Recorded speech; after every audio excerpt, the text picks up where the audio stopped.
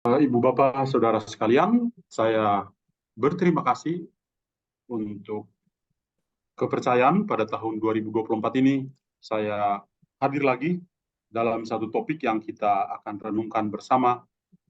Kebetulan hari ini kita mengenang Santo Paulus Miki dan teman-temannya, para martir di Jepang.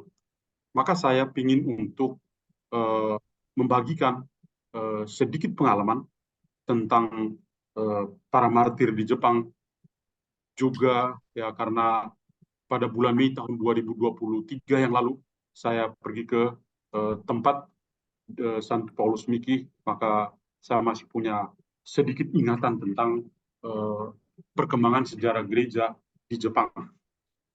Seperti biasa saya menyiapkan materi dan saya coba untuk membagikannya paling kurang untuk kita bisa ikuti bersama.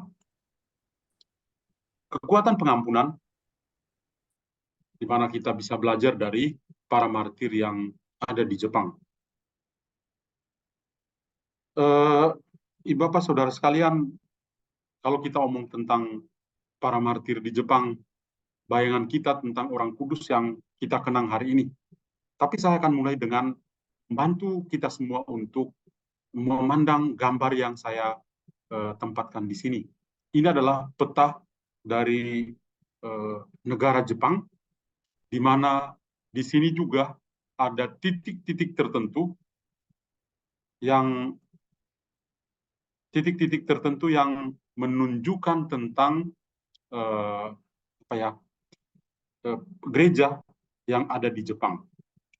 Nah, kalau Anda lihat yang bagian di bawah, yaitu di daerah sekitar Nagasaki, ya, bentar. Di daerah sekitar paling ujung ada tulisan Nagasaki, warnanya merah. Itu berarti jumlah orang Katolik dan juga gereja-gereja yang lain cukup banyak jadi di daerah ini. Kemudian di ada satu titik merah ini.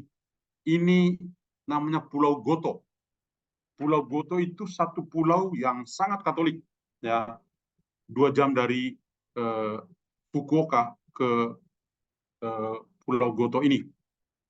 Dan kemudian di dekat Tokyo juga ada banyak orang Katolik di sini. Ya. Sedangkan daerah-daerah yang paling rendah atau sedikit saja orang Katolik itu sudah mulai daerah-daerah paling ujung ini, ya, yang warna kuning, kuning sekali itu sedikit saja orang Katolik. Tapi menarik karena di daerah seperti ini, ketika kita bertemu dengan orang-orang Katolik, mereka sangat luar biasa.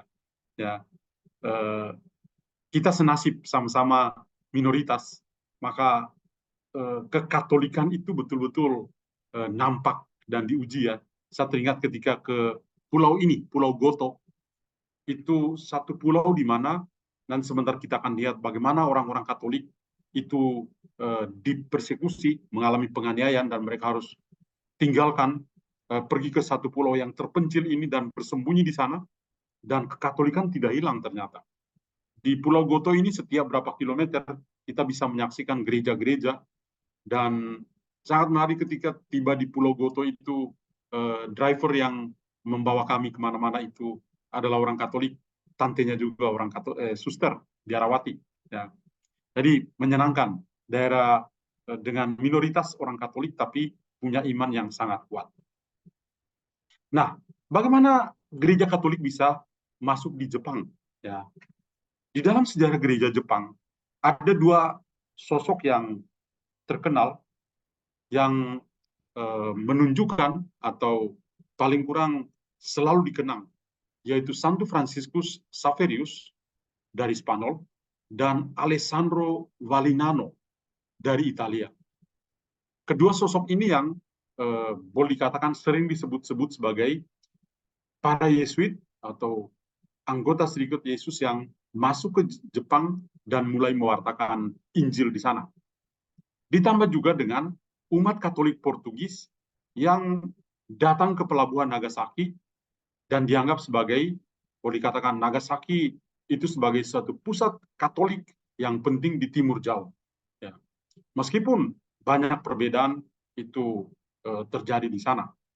Dan dalam waktu yang singkat, itu sekitar 1.000 orang itu mau menjadi orang Katolik. Jadi pewartaan mereka, ya, mulai dengan ini orang-orang Portugis adalah para pedagang. Dan kebetulan di Nagasaki, kota pelabuhan, maka gampang sekali mereka pergi ke sana dan berdagang. Dan kemudian ketika mereka mulai mewartakan Injil, orang-orang yang beragama Buddha dan Sintoisme itu mudah untuk dipengaruhi, dan dalam waktu singkat 1.000 orang mau bertobat. Kemudian sekitar 6 bulan itu sudah banyak sekali, ya, yang masuk menjadi Katolik. Ini memang bukan hal yang menggembirakan, karena dalam waktu 6 tahun, ya, setelah para pedagang dari Portugis ini tiba, itu sudah mengubah begitu banyak, atau sekitar ratusan ribu orang Jepang, mungkin sekitar 500.000 orang Jepang yang sudah menjadi Katolik. Nah, mulanya orang berpikir bahwa, ya, para pemerintah itu berpikir bahwa, ya, untuk jadi orang Katolik itu kan masalah pribadi saja. Setiap orang sih itu pilihan, ya. Tapi lama-kelamaan itu menjadi sebuah ancaman. Ancaman karena orang Jepang yang sudah menjadi Katolik itu mulai mengkampanyekan supaya menghancurkan kuil-kuil Buddha. Orang itu namanya Omura Sumitada. Sudah mengatakan, ya, kita sudah jadi Katolik, ngapain kuil-kuil ini ada lagi di sini? Dan ini menjadi satu tantangan tersendiri, sehingga Kaisar Ogimachi itu mengeluarkan dekret untuk melarang penyebaran agama Katolik di Jepang sekitar tahun 1565 sampai 1568. Jadi ini benar-benar dilarang, dan tadinya gereja itu diizinkan, tapi kemudian akhirnya pelarangan itu terjadi. Tahun 1587, ya, larangan itu menjadi lebih spesifik lagi, ya. Para misionaris Yesuit dan agama Katolik atau gereja itu tidak hanya dilarang, tapi mulai ditindas, karena bagi mereka agama Katolik itu mengancam persatuan nasional di Jepang. Kemudian pada tahun 1620, Keisugun Tokugawa, ya, itu melarang penyebaran agama Katolik. Gereja tidak bisa menyebar secara terbuka. Kalau sebelumnya bisa, sekarang tidak. Banyak orang Katolik mulai bersembunyi secara diam-diam karena mulai ada penganiayaan. Dan mereka itu sebagai orang Katolik bawah tanah. Ada yang meninggal dunia, ada yang pergi ke pulau yang tadi saya tunjukkan di sini, yang di titik merah ini, ya, namanya Pulau Goto. Mereka pergi bersembunyi di sana selama 250 tahun dalam The Silence, ya. Kalau kita nonton film, ada satu film terkenal, The Silence, yang menceritakan tentang perkembangan gereja di Jepang. Tokugawa Ieyasu itu melarang agama Kristen karena ia khawatir agama ini akan digunakan untuk membuat rakyat Jepang melawan para penguasa, melawan para kaisar. Apalagi lihat orang Eropa, orang bule, ini bagi mereka bisa membahayakan. Tokugawa, ya, seperti banyak pemimpin Jepang pada masa itu sangat xenofobia. Mereka berpikir bahwa orang-orang bule, orang-orang asing, terutama orang berkulit putih ini, ingin untuk mengeksploitasi, bahkan mau menaklukkan Jepang. Maka dari situ mereka sadar dan menolak, ya, bukan hanya menolak orang-orang bule yang berkulit putih ini, tapi juga menolak ajaran Katolik yang pada saat itu sudah menyebar kemana-mana. Akhirnya diputuskan untuk melarang secara penuh tahun 1614, dan pada pertengahan abad ke-17 menuntut pengusiran semua misionaris Eropa dan eksekusi mati terhadap orang-orang yang orang-orang Jepang asli yang sudah berpindah agama. Mereka menjadi martir. Dan ini menjadi seperti berakhirnya kekristenan secara terbuka di Jepang. Dikatakan seperti itu pada abad yang ke-17. Begitu banyak martir yang dibunuh, dan mereka berharap bahwa ini juga akan menjadi akhir dari segala-galanya bagi gereja. Hanya setelah restorasi Meiji atau revolusi Meiji, agama Katolik kembali berkembang di Jepang sekitar tahun 1868. Jadi lihatlah bahwa cukup lama, ya, dari zaman Santo Fransiskus, ya, masuk sekitar tahun 1500-an ya, sampai tahun 1868 baru diakui kembali dan gereja mulai berkembang kembali. Tapi lihatlah bahwa perkembangannya sangat tersendat. Pada tahun 2021 yang lalu, jumlah orang Katolik di Jepang itu sama dengan jumlah umat Katolik di Keuskupan Agung Jakarta. Hanya 431.000 umat Katolik di Jepang, atau 0,34% dari total populasi negara Jepang. Kemudian ada sekitar 6.200 klerus, yaitu para romo, uskup, kemudian para religius, dan juga para seminaris. Di tabel ini saya tampilkan, ya, meskipun sudah cukup lama, tapi bisa menggambarkan, ya, di beberapa keuskupan yang ada di sana itu dengan jumlah orang Katolik tertentu, ya, keuskupan Saitama, Tokyo, Nagasaki, Osaka, Yokohama, Fukuoka, ya, kemudian Nagoya, Hiroshima, Kyoto, Sapporo, Sendai, dan seterusnya. Ya. Jadi lihat bahwa jumlah yang paling banyak itu di Saitama, sekitar 90.000 lebih, atau ya lumayan lah, ya. Kemudian ada di Keuskupan Agung Tokyo itu ada 89 ribuan orang, dan seterusnya. Jadi lihat bahwa kalau kita lihat ini, kita geleng-geleng kepala, ya, jumlahnya sangat sedikit, mungkin mirip-mirip dengan beberapa daerah di Indonesia. Nah, dengan melihat secara garis besar perkembangan sejarah gereja di Jepang, di mana mulanya itu diterima dengan baik, tapi lama-kelamaan itu menjadi sebuah ancaman karena mereka merasa itu bisa mengganggu persatuan negara. Karena itu gereja betul-betul dihambat, dilarang untuk berkembang. Misionaris-misionaris asing diusir pergi. Tapi lebih dari itu adalah muncullah kemartiran di Jepang. Darah para martir itu mengalir. Dan martir pertama yang diakui secara resmi di Jepang adalah 26 martir dari Nagasaki yang disalibkan pada tahun 1597 dan dibeatifikasi pada tahun 1627. Ini ada 26 orang, di mana salah satu orang Jepang yang terkenal yang kita mau lihat pada malam hari ini adalah Santo Paulus Miki, ya, yang kita kenang juga pada hari ini. Nah, Anda bisa memperhatikan di sini bagaimana orang-orang ini diperlakukan. Mereka semua karena pengikut Kristus, mereka itu disalibkan, dan setelah disalibkan baru ditombaki. Tapi sebelum mereka ke bukit, ya, mereka melakukan perjalanan ke Bukit Nagasaki ini. Dalam perjalanan telinga mereka ini sudah dipotong, ya, jadi telinga mereka dipotong, sudah berdarah-darah, kemudian baru sampai di sana mereka semua disalibkan, ada 26 orang disalibkan. Setelah mereka di atas salib baru mereka semua ditikam sampai mereka meninggal dunia sebagai martir. Nah, Santo Agustinus ketika berkomentar tentang kemartiran, ya, dia mengatakan bukan apa yang diderita seseorang, melainkan motif penderitaannya yang menjadikannya seorang martir. Penderitaan kita bukanlah yang membuat kita menjadi martir, Tuhan, melainkan keadilan kita. Jadi yang paling penting di sini bukan penderitaan yang mereka alami. Santo Agustinus mengatakan motivasi kenapa mereka menjadi martir itu yang paling penting. Dan tentu saja motivasi untuk menjadi martir adalah karena cinta mereka kepada Kristus yang tersalib. Itu satu alasan yang paling penting. Karena Kristus yang tersalib, maka mereka itu siap untuk menderita. Mau disalibkan seperti gurunya juga, ya. Kita lalu teringat pada para murid Yesus juga sama. Mereka juga pada akhirnya disalibkan seperti Kristus sendiri. Bahkan yang lebih ekstrim ada yang disalibkan dengan kepala ke bawah. Tapi para martir di Jepang semua punya salib yang modelnya begini, ya. Jadi ada tempat mereka berdiri, ya, semuanya diikat.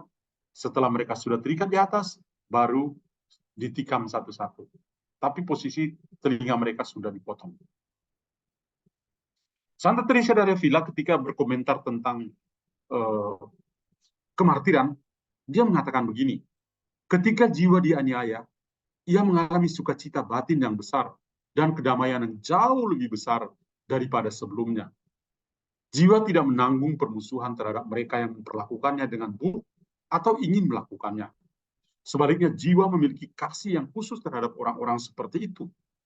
Dan jika ia melihat mereka dalam penderitaan, ia akan sangat berduka dan akan melakukan segala daya untuk meringankan penderitaan mereka. Ia suka memuji orang-orang seperti itu kepada Tuhan dan akan bersukacita karena melepaskan sebagian nikmat yang diterimanya dari Tuhan jika ia dapat memberikannya kepada musuh-musuhnya. Dan dengan demikian mungkin mencegah mereka untuk menyinggung Tuhan. Jadi kita melihat kemartiran, ya, yang sebentar lagi sosok Paul Miki, kemartiran itu ya merupakan tanda cinta, ya, cinta yang mendalam kepada Tuhan. Nah, mari kita lihat sosok martir tulen dari Jepang ini, Santo Paulus Miki. Dia martir sang pengampun yang malam ini kita mau belajar, ya, dari kehidupan atau dari kekudusannya. Martir pertama dari Jepang, Santo Paulus Miki, ini hidupnya tahun 1546 sampai tahun 1597. Dia menjadi seorang Yesuit muda dan Yesuit pertama dari Jepang, dan ketika dibunuh dengan konfrater Yesuit, ya, dia bersama seorang katekis yang kemudian juga jadi Yesuit namanya Soan Yohanes de Goto dan Frater James Kisai. Yohanes de Goto ini dari Pulau Goto yang tadi saya ceritakan itu. Paul Miki itu berasal dari keluarga kaya di Osaka. Ya, Osaka satu kota besar di Jepang, sangat ramai. Seluruh keluarganya masuk menjadi Katolik dalam kewartaan yang pertama yang mereka terima. Pada usia 22 tahun, dia bergabung dengan Serikat Yesuit, dan pada tanggal 9 Desember 1596, mereka ditangkap, kemudian dibawa ke Miyako.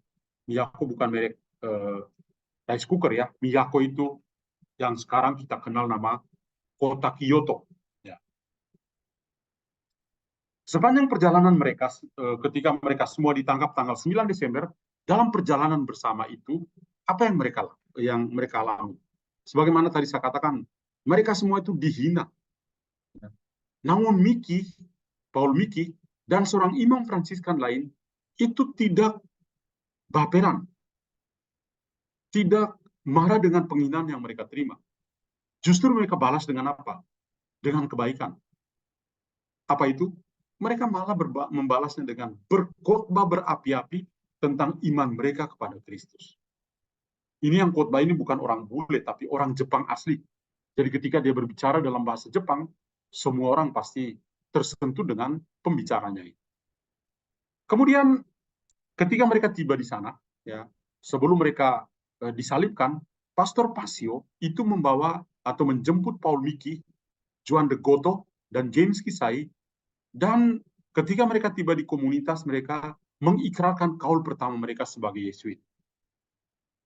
Selanjutnya Paul bersama 25 teman yang lainnya, yaitu para Yesuit, Fransiskan, dan orang-orang awam, itu mereka dihukum mati. Sangat keji. Mereka secara paksa digiring sejauh 600 mil ke seluruh Jepang untuk menjadi contoh bagi orang lain, menakut-nakuti orang lain supaya mereka jangan menjadi Katolik. Kalau jadi Katolik, mereka akan digiring 600 mil jauhnya seperti ini. Dan tidak hanya digiring saja, tapi mereka juga mengalami penderitaan yang tadi saya ceritakan. Penduduk desa melecehkan mereka ketika mereka lewat. Tapi orang-orang Kristen tetap teguh, mereka tetap menyanyikan lagu Te Deum, sebuah nyanyian pujian Kristiani yang sampai saat ini kita kenal, Te Deum Laudamus, ya. Itu. Jadi mereka tidak hanya mengalami kekerasan fisik berdarah-darah, tapi juga kekerasan verbal yang mereka alami dalam hidup mereka, dalam perjalanan menjadi martir. Kemudian di samping nama-nama yang tadi disebut, ya, ada Paul Miki, kemudian James, dan yang satu lagi adalah Yohanes de Goto atau dari Pulau Goto. Juga ada beberapa nama lain yang terkenal. Ada Franciscus, itu tukang kayu yang ditangkap ketika dia datang untuk menyaksikan eksekusi di atas bukit ini. Dia datang mau nonton. Tiba-tiba mereka tangkap dia karena mereka tahu dia orang Katolik. Dia juga akhirnya ikut disalibkan. Ada Gabriel, usia 19 tahun. Dia itu adalah pekerja di komunitas Fransiskan. Ada Leo Kinuya, usia 28 tahun, tukang kayu dari Miyako atau dari Kyoto. Ada Diego Kisai atau Kishemon. Ada Joaquim Sakakibara. Ya, dia ini adalah tukang masak di komunitas Fransiskan di Osaka. Ada Petrus Sukijiro. Ya, namanya kayak orang Jawa ya. Sukijiro. Ada Cosmas Takeya dari Owari. Ada Ventura dari Miyako yang setelah dibaptis oleh para Yesuit, kemudian dia langsung juga ditangkap dan menjadi martir. Dan masih banyak yang lain. Saat 26 martir ini memasuki Kyoto, ya, diceritakan telinga mereka itu dipotong dan darah mengalir di leher mereka. Pemandangan orang-orang Katolik yang menderita ini mengilhami kesedihan dan belas kasihan di antara para saksi mata. Banyak di antara mereka yang tergerak hati untuk menjadi orang Katolik. Jadi mereka menyaksikan kemartiran dari saudara-saudara mereka bukan buat mereka takut, malah mereka karena menyaksikan itu mereka terdorong untuk menjadi seperti mereka, terdorong untuk menjadi orang Katolik dan siap untuk menjadi martir juga. Orang-orang Katolik kemudian dibawa ke sebuah bukit di dekat Nagasaki. Kemudian tadi saya ceritakan mereka diikat di atas kayu salib. Kemudian para algojo membunuh para martir ini dengan menikam perut mereka dengan menggunakan tombak dan juga dengan pedang. Jadi dari gambar ini kita bisa melihat, kita saksikan sendiri bagaimana ya orang-orang ini ya menderita. Ini gara-gara mereka sangat mencintai Tuhan Yesus Kristus. Maka selama 250 tahun berikutnya, ratusan ribu orang Katolik itu menjadi martir. Jadi bukan hanya 26 ini dan selesai, tapi masih ada ratusan ribu orang. Ya. Mereka itu tidak takut untuk mati, karena mereka jatuh cinta pada Yesus Kristus. Padahal yang mereka alami adalah mereka disiksa tanpa ampun. Dan ada yang akhirnya juga meninggalkan gereja, tapi ada yang tetap teguh sampai selama-lamanya. Jadi di kantong-kantong umat Katolik yang tetap tinggal seperti di Pulau Goto, mereka itu tetap secara diam-diam itu mempraktikkan iman mereka.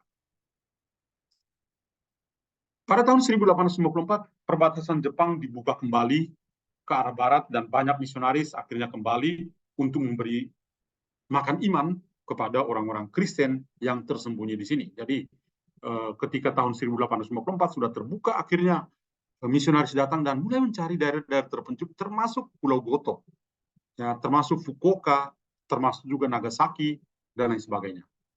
Kemudian pada tahun 1871, toleransi beragama kembali ditegakkan, sehingga memungkinkan adanya ibadah publik. Orang bisa datang ke gereja, bisa misa, ya. Dan pada saat ini ada sebuah monumen nasional yang menandai tempat eksekusi di Nagasaki, Jepang. Saya sempat ke sana karena tempat ini sangat terkenal ya di daerah Nagasaki. Nah, Bapak sekalian, sosok yang kita mau belajar dari dia malam hari ini adalah sosok martir Santo Paulus Miki. Ya.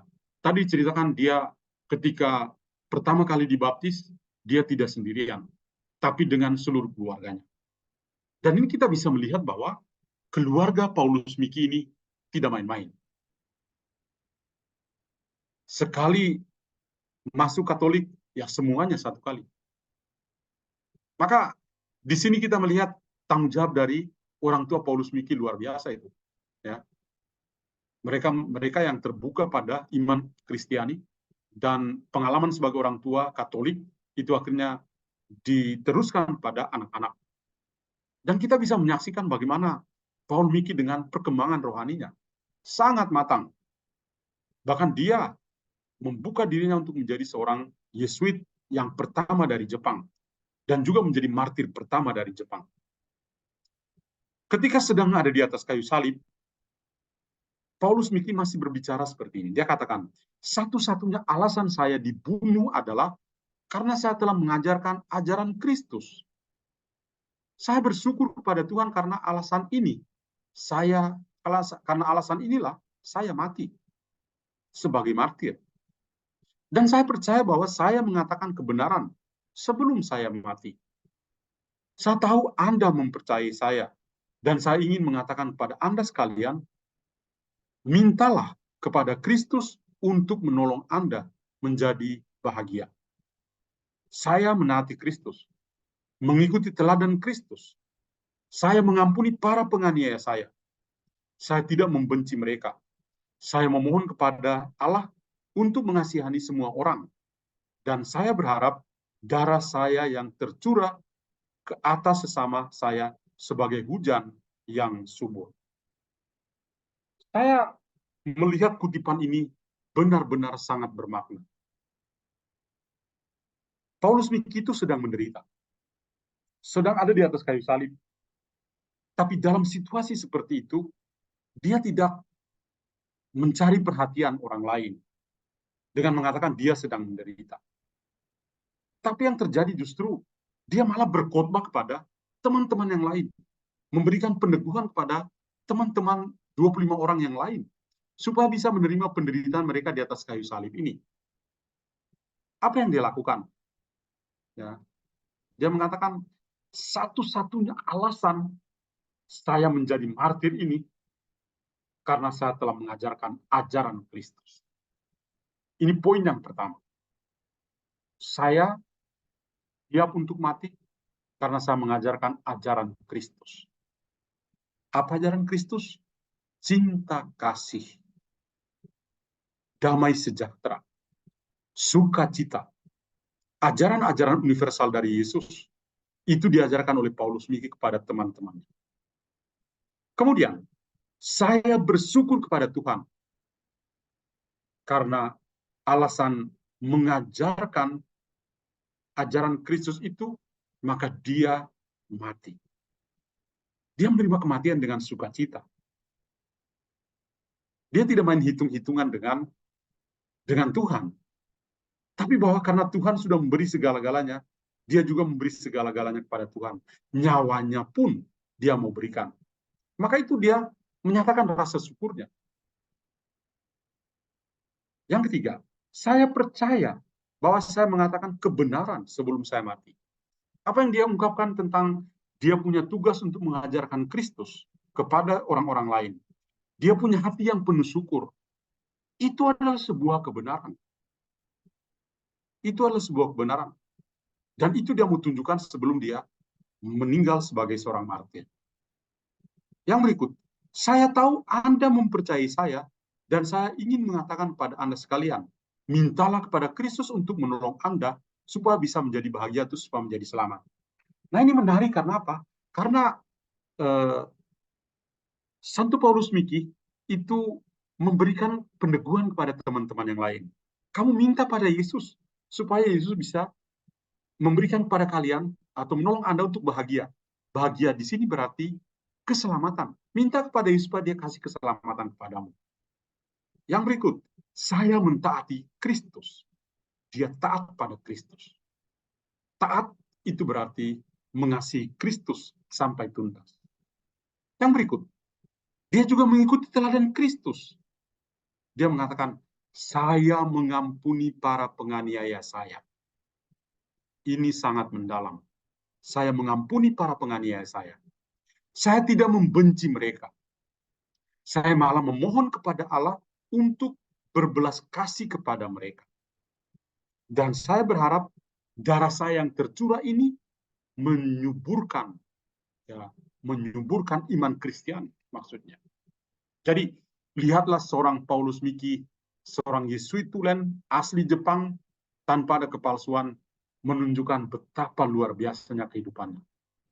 Dalam penderitaan dia masih mengampuni orang yang menganiaya dia. Kata yang lain adalah begini, dia katakan, saya berharap darah saya akan jatuh ke sesama seperti hujan yang bermanfaat. Demikian kasihnya kepada kita dan memotivasi pengorbanannya. ketika kita merenungkan kesaksiannya hari ini, maka mari kita melakukannya dengan kerendahan hati dan hati yang terbuka, terbuka pada kebenaran yang ia cintai dan ia wartakan. Paulus Miki tidak menyesal dengan darahnya yang tercurah itu. Saya harap darah saya tertumpah ini menjadi seperti hujan yang bermanfaat atau hujan yang menyuburkan. Hanya orang yang punya iman yang tinggi yang bisa menunjukkan ini secara sempurna. Dia juga mengatakan begini, seperti Tuanku, aku akan mati di kayu salib. Seperti dia, tombak akan menembus jantungku, sehingga darahku dan cintaku dapat mengalir ke atas tanah dan menguduskannya bagi namanya. Ini luar biasa. Mengikuti Kristus itu atau sequela Christi, mengikuti jejak Kristus itu tidak main-main. Ikut sampai tuntas. Maka sampai di kayu salib pun selalu siap. Barang siapa yang mau mengikuti aku, dia harus memikul salibnya. Dan itu yang dialami sendiri oleh Santo Paulus Miki. Seperti dia, tombak akan menembus jantungku, sehingga darahku juga, cintaku juga akan mengalir ke atas tanah. Kemartiran, menumpahkan darah, itu tanda cinta yang sempurna, seperti Kristus juga adalah martir. Satu lagi, ketika saya sampai pada saat-saat terbaik dalam hidup saya yakin tidak ada di antara Anda yang mengira bahwa saya ingin menipu Anda. Maka dari itu saya katakan dengan jelas, tidak ada jalan untuk diselamatkan kecuali dengan cara Kristiani. Agama saya mengajarkan saya untuk mengampuni musuh-musuh saya dan semua orang yang telah menyinggung perasaan saya. Dengan senang hati saya akan mengampuni kaisar dan semua orang yang menginginkan kematian saya. Saya mohon kepada mereka untuk mencari baptisan dan menjadi orang Kristiani. Ini orang ini tidak kapok-kapok. Luar biasa ini, Santo Paulus Miki.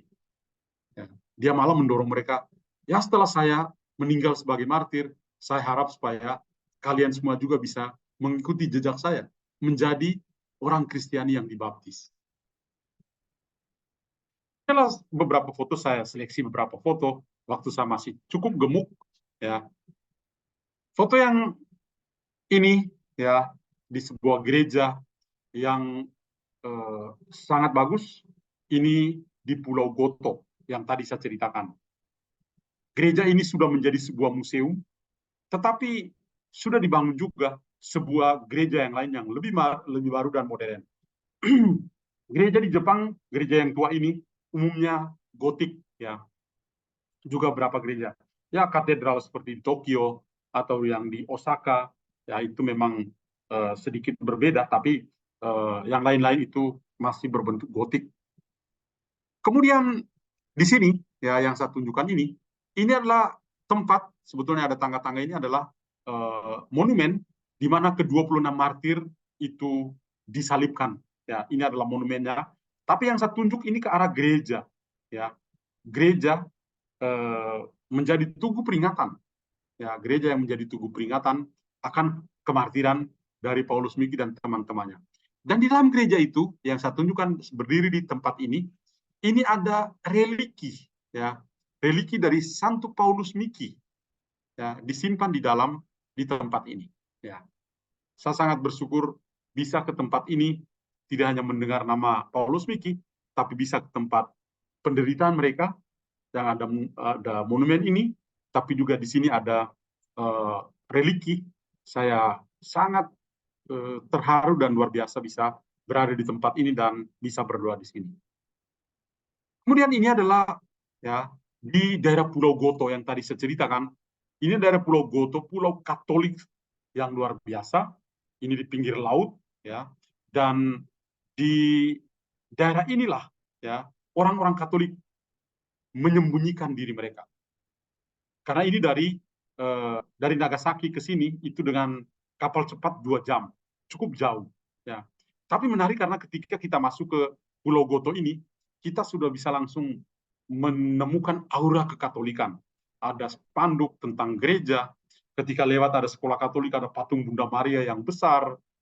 Di sepanjang jalan itu bisa menemukan banyak sekali gereja.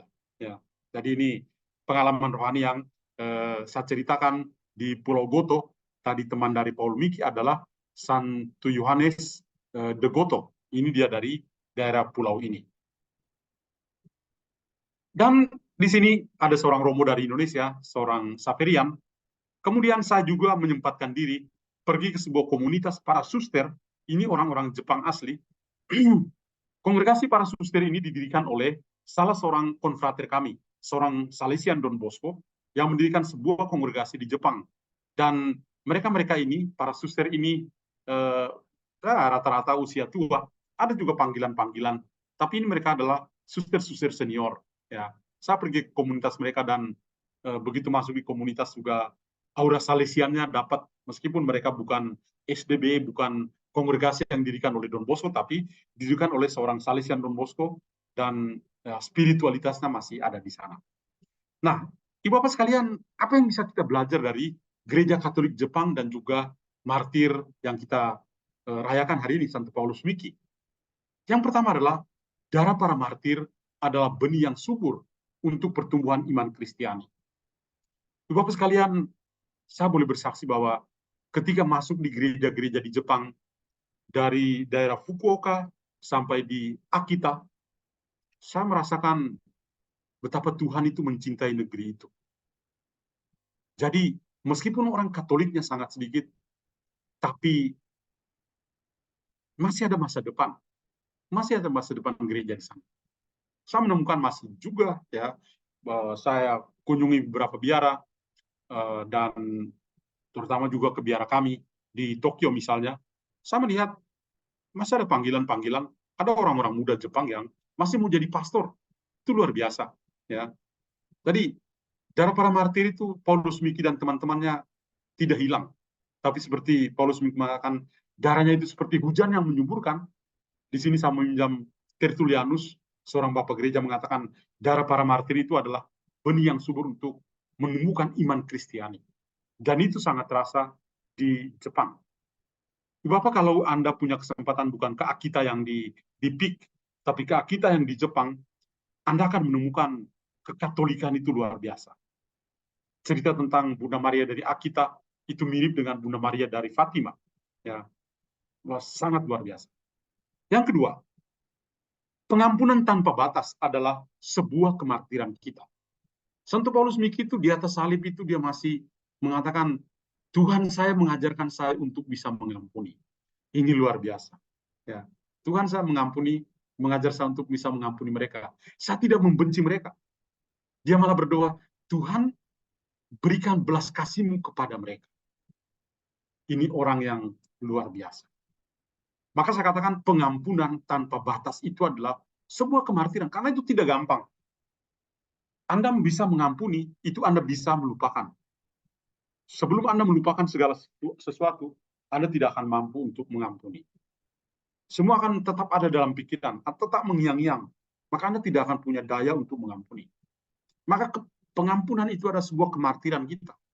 Sebuah kesaksian kita bahwa kita ini adalah bagian dari Kristus sendiri. Yang ketiga, iman adalah anugerah. Kita menumbuhkan iman kita, kekatolikan kita, tanpa malu-malu di tengah minoritas kita. Ya, di tengah minoritas kita. Hal yang sangat kecil adalah, apa kita berani buat tanda salib, naik bis, naik kereta api, naik pesawat, do rosario dalam pesawat, apa kita berani? Kadang-kadang kita minder. Tapi saya menyaksikan bagaimana orang Katolik di Jepang, ya. Saya menyaksikan ketika masuk ke gereja-gereja Katolik yang lebih tua di Nagasaki, melihat ibu-ibu Jepang itu, sudah oma-oma itu berdoa rosario, sangat khusyuk, luar biasa. Ya. Maka ini sebuah kesaksian yang sangat indah di Jepang. Ini kiranya yang saya bisa bagikan pada malam hari ini. Terima kasih.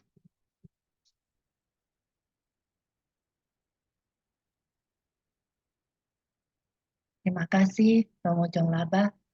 Perenungan pada malam hari ini yang membawa kami mengerti akan kemartiran dari Santo Paulus Miki yang menjadi juga contoh teladan bagi kita yang masih berziarah di muka bumi ini. Saya mau memberikan ringkasan Romo dari perenungan Romo pada malam hari ini, walaupun saya mendengarnya dengan sayup-sayup Romo, karena speaker saya bermasalah, tapi saya berusaha. Saya mau meringkas ya Romo. Ya, Romo membawa tema kekuatan pengampunan, belajar dari semangat pengampunan dari martir, terutama Santo Paulus Miki.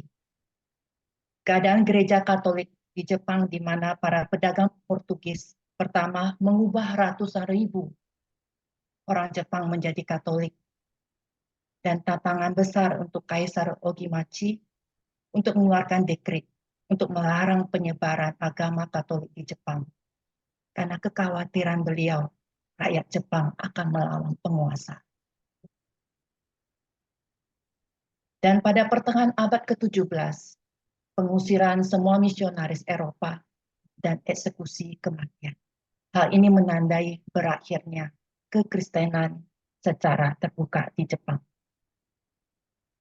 Belajar dari Santo Paulus Miki, kemartiran adalah tanda cinta yang mendalam akan Yesus. Cinta akan Yesus yang tersalib. Beliau adalah martir pertama dari Jepang dan seorang Yesuit pertama di Jepang. Penangkapan Santo Paulus Miki sepanjang jalan mengalami penghinaan. Namun beliau berkhotbah secara berapi-api. Santo Paulus Miki bersama 25 orang lainnya dikirim sejauh 600 mil ke seluruh Jepang untuk menjadi contoh menakuti orang banyak siapa yang akan memasuk Kristen. Walaupun demikian, mereka tetap bernyanyi pujian Te Deum. Telinga mereka dipotong dan darah mereka mengalir dan perut mereka ditikam dengan pedang. Pemandangan yang menyedihkan dan tragis, banyak menggerakkan orang untuk menjadi Katolik. Ini adalah menurut saya adalah suatu kuasa Roh Kudus yang menggerakkan mata yang melihat. Perkataan dari Santo Paulus Miki. Pertama adalah alasan dia dibunuh karena dia mengajarkan ajaran Kristen. Cinta kasih, sukacita, dan damai sejahtera. Yang kedua, ia selalu bersyukur karena ia telah mengajarkan ajaran Kristen, maka sebelum dia mati. Dan ketiga, percaya bahwa ia telah menyatakan kebenaran Kristus. Dan keempat, dia mengajak untuk meminta kepada Kristus untuk menolong kita menjadi bahagia, yang artinya keselamatan. Yang kelima adalah mentaati Kristus, artinya mengasihi Kristus sampai tuntas. Itulah yang dilakukan oleh Santo Paulus Miki. Yang keenam, ia mengikuti teladan Kristus. Mengampuni para penganiaya dan tidak membenci dan memohon kepada Allah untuk mengasihi semua orang. Dan katanya yang paling berharga adalah, saya berharap darah saya akan jatuh ke atas sesama saya sebagai hujan yang subur.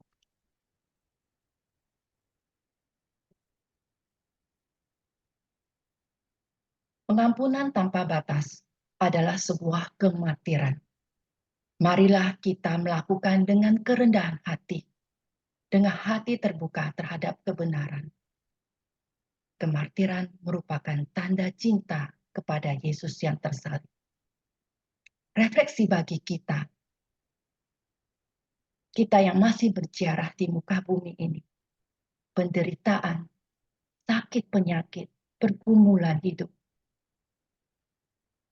merupakan cara kita untuk melanjutkan keselamatan yang Tuhan berikan. Dengan cara kita mengampuni yang diajarkan Yesus. Di dalam penderitaan, tidak mengeluh, tetap taat, tetap mengasihi, tetap mengampuni, dan tetap dalam sukacita. Bahwa ada karya Tuhan di dalam kehidupan kita yang hendak Ia nyatakan. Ini yang bisa saya ringkas, Romo. Perenungan Romo yang sangat luar biasa pada malam hari ini yang mengajarkan kepada kita semua. Baik, Bapak Ibu, waktu pukul